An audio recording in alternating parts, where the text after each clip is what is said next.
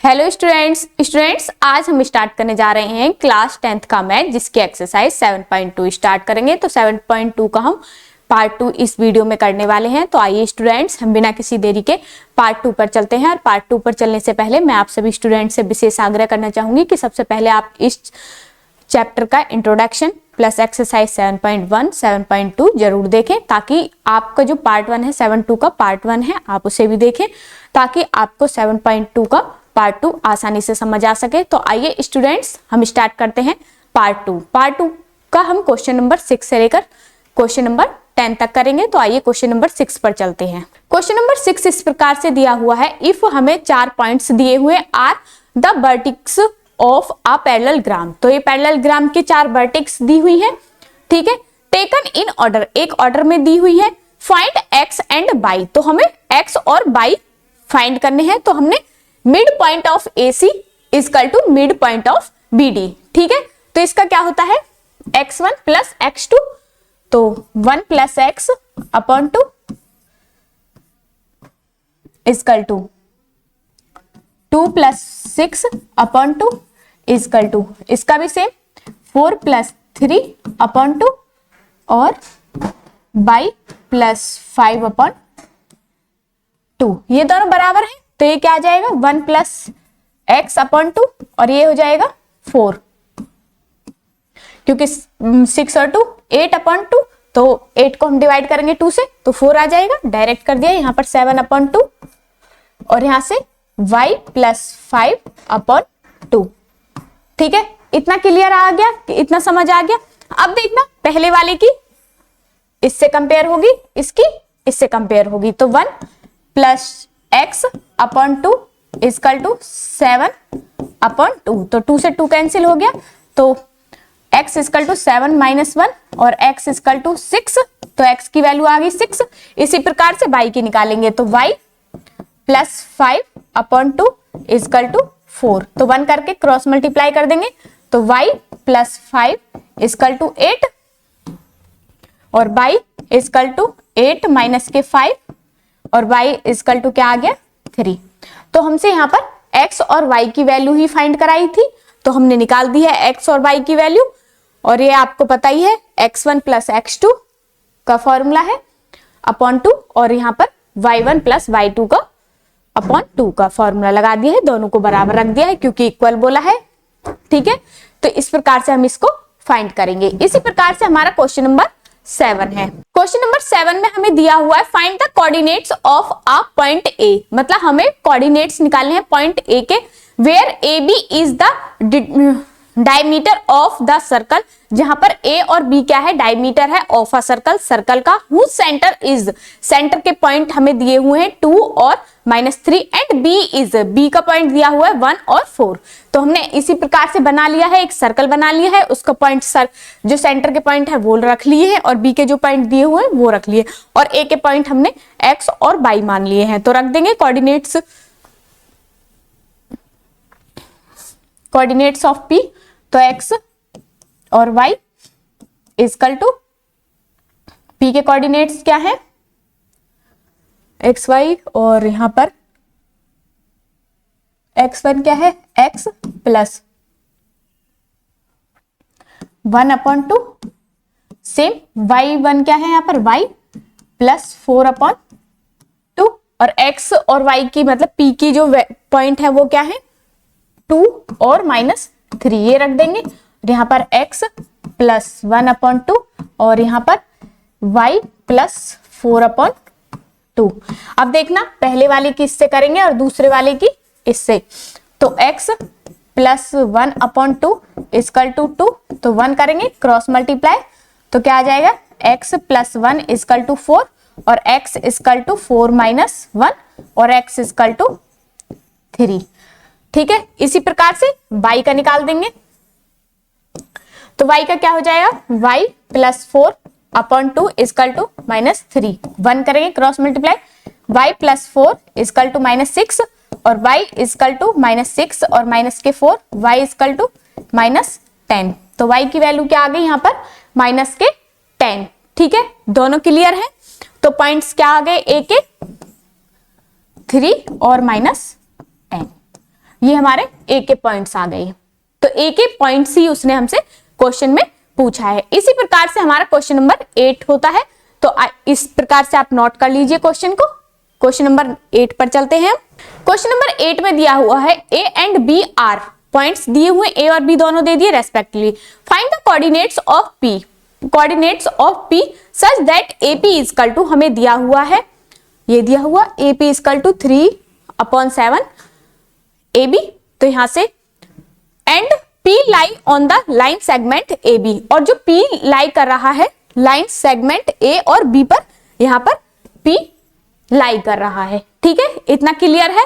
तो आइए अब इसको हम करते हैं। कैसे करेंगे, यहां पर एक्स वाई का फॉर्मूला हमने लिख लिया है, जो हमारे कोऑर्डिनेट्स का फॉर्मूला है। तो यहां पर रख देंगे इन वैल्यूज को।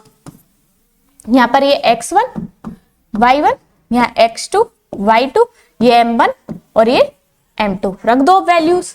m1 की वैल्यू क्या है हमारी 3 इंटू x2 की -2 प्लस m2 की वैल्यू क्या है 4 इंटू x1 की वैल्यू क्या है,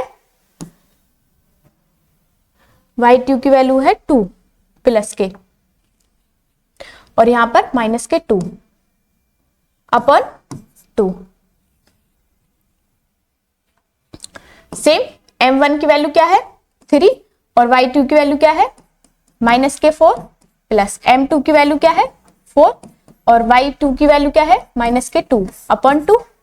ठीक है, तो 8 में से 6 गए तो कितना बचा -2 अपॉन 2, और यहां से -20 अपॉन 2, तो 2 10 जा 20 और 2 जा, तो यहां से -1 और -10, ये आ गई वैल्यू। क्या आ गई सॉरी यहाँ पे एक मिस्टेक हो गई है, m1 प्लस m2, यहां पर आएगा m1 plus m2, m1 plus m2, तो यहां आ जाएगा 7, यहां पर भी 7 और यहां पर भी 7 और यहां पर भी 7। तो इसे मैं इरेज कर देती हूँ, सॉरी इसके लिए गलती होगी, थोड़ी मिस्टेक हो गई।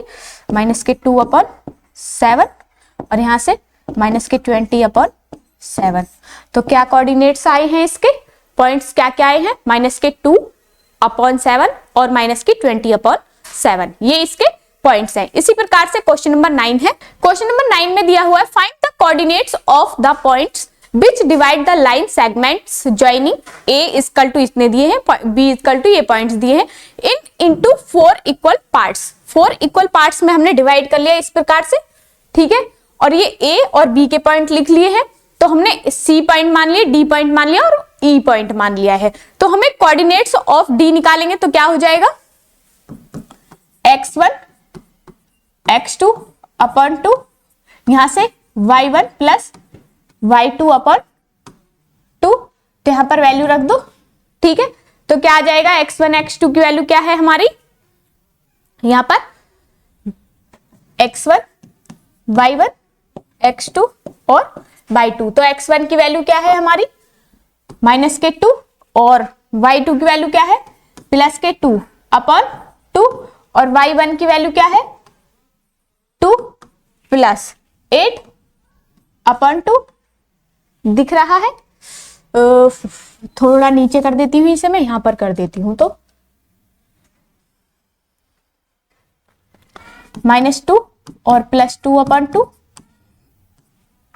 y1 की वैल्यू क्या है 2 और यहां से +8 अपॉन 2, तो क्या आ जाएगा यहां से, तो ये 0 ही हो जाएगा, 0 अपॉन 2 और इसका 10 अपॉन 2, तो 2 5 जा 10, तो क्या आ गए 0 और 5। तो सी के क्या आ गए, डी के सॉरी 0.0 और 5, डी के तो ये आ गए इस प्रकार से। अब कोऑर्डिनेट्स ऑफ सी इसी प्रकार से सी के निकालेंगे, तो यहां से लेंगे x1 y1 और यहां से x2 और y2। तो देखना मैं डायरेक्ट लिख देती हूं वैल्यू, तो x1 क्या है -2 और +0 अपॉन 2 और यहां पर 2 प्लस के 5 अपॉन 2, तो क्या आ जाएगी 0 और यहां से 7 अपॉन 2। तो सी के क्या आ गए 0 और 7 अपॉन 2, क्या आ गई वैल्यू 0 और 7 अपॉन 2। यहां पर बचा 2 -2 अपॉन 2 तो ये क्या आ जाएगा माइनस के 1 और 7/7/2। इसी प्रकार कोऑर्डिनेट्स ई के निकालेंगे तो ये लगेगा x1 यहाँ हो जाएगा और ये y1, तो रख दो वैल्यू 0 + 2/2 और यहां से 5 + 8/2, तो क्या आ जाएगा 0 2/2 और यहां से 13/2, तो 1 से 1 कैंसिल, तो 1 2 से 2 कैंसिल 1 और 13/2। तो ये हमारे ई के कोऑर्डिनेट्स आ गए। इस प्रकार से ई के भी लिख देंगे यहाँ पर 1 और 13/2। यही हमसे इसने कोऑर्डिनेट्स पूछे थे 4। ठीक है, इस प्रकार से इस क्वेश्चन को करेंगे। इसी प्रकार से हमारा क्वेश्चन नंबर 10 है।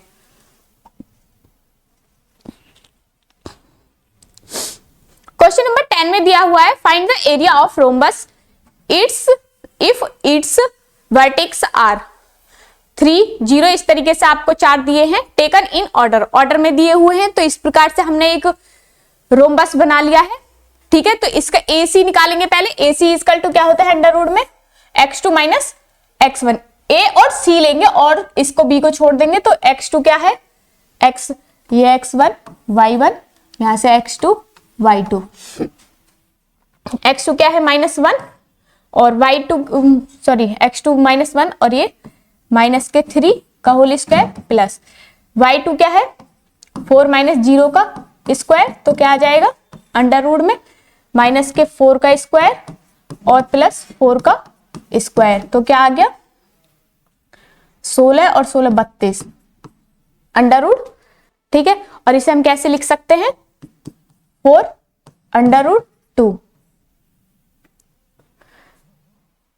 ठीक है, इसी प्रकार से BD निकाल लेंगे, B और D। तो x2 क्या है इसमें माइनस के 2 और x1 माइनस के 4 का स्क्वायर प्लस माइनस के 1 और माइनस के 5 का स्क्वायर, तो यहां से हो जाएगा माइनस के 6 का स्क्वायर और प्लस माइनस के 6 का स्क्वायर अंडर रूट में, तो 36 + 36, तो अंडर रूट 72। 72 को हम कैसे लिख सकते हैं 6/2। तो इसका रोम्बस का फॉर्मूला क्या होता है 1/2 इंटू 4/2 इंटू 6/2। तो इसे कैसे लिख सकते हैं 2 दूनी 4, हम इसे लिख सकते हैं 6 दूनी 12 बाहर के, और ये √2 की मल्टीप्लाई √2 की करोगे तो यहां से बचेगा 2, तो 24 यूनिट्स। इस तरीके से इस क्वेश्चन को करेंगे। ठीक है, तो स्टूडेंट्स इसी प्रकार से हमारी एक्सरसाइज 7.2 का पार्ट 2 यहाँ पर समाप्त होता है। तो मुझे पूरा विश्वास है कि आपको एक्सरसाइज अच्छे से समझ आई होगी। अगर कहीं भी कोई डाउट है तो आप पूछ सकते हैं। स्टूडेंट्स आज की वीडियो में बस इतना ही, मिलते हैं नेक्स्ट वीडियो में, तब तक के लिए धन्यवाद, नमस्कार।